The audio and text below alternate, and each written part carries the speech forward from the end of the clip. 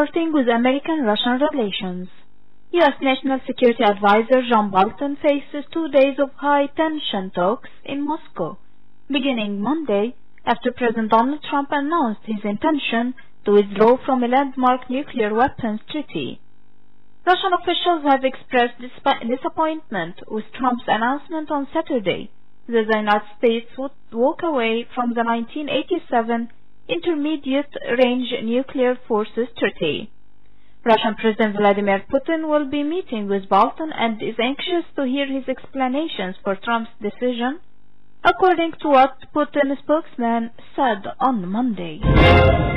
On to natural crises, Hurricane Lola has grown rapidly into an extremely dangerous near Category 5 storm in the eastern Pacific on a path to smash into Mexico's western coast between Mazatlan and Puerto Vallarta by Wednesday. The governments of Sinaloa and Nayarit states ordered coastal region schools to close on Monday and began preparing emergency shelters ahead of the onslaught. Meanwhile, the U.S. National Hurricane Center said early Monday that Lola could produce life-threatening storm surge, wind and rainfall over portions of southwestern and west-central Mexico beginning on Tuesday. On the other side of the world, the two Koreas have completed removing landmines planted at their shared border village as part of efforts to disarm the area located inside the world's most heavily fortified border, according to what South Korean officials said on Monday.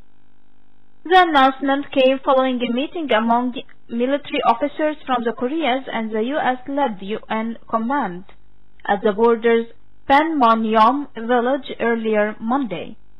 It's the second such trilateral meeting to examine efforts to demilitarize Panmunjom, the most well-known place inside the 248-kilometer-long demilitarized zone that bisects the two Koreas. Meanwhile, Taiwan's president pressed for a quick, transparent probe into the cause of the island's worst train crash in nearly 3 decades, as the search of the derailed cars ended and crash investigators examined the wreckage on Monday. The 8-car Payuma Express ran off the tracks as it went around a bend where the maximum speed is 75 kilometers per hour. 18 people were killed and 187 injured in the crash that left most of the cars damaged and 5 overturned in a zigzag pattern to the left of the tracks. Going to economic news.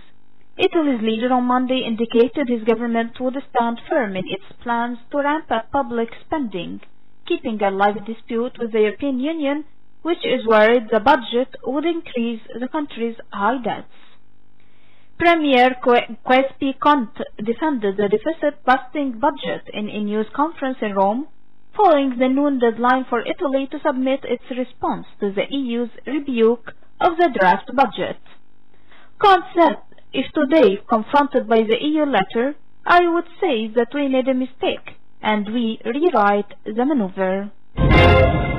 And finally, Asian markets were mostly higher on Monday as Chinese benchmarks rallied after officials put a positive spin on the country's slowing economy. The Shanghai Composite Index jumped 4.2% to 2,656.87, and the Hang Seng in Hong Kong surged 2.4% to 267,178.16. Japan's Nikkei 225 index reversed early losses, gaining 0.6% to 22,659.52. And the Kospi in South Korea added 0.3% to 162.01. Meanwhile, the S&P 500 index was less than 0.1% lower at 767.78, while the Dow Jones Industrial Average finished 0.3% higher at 25,444.34.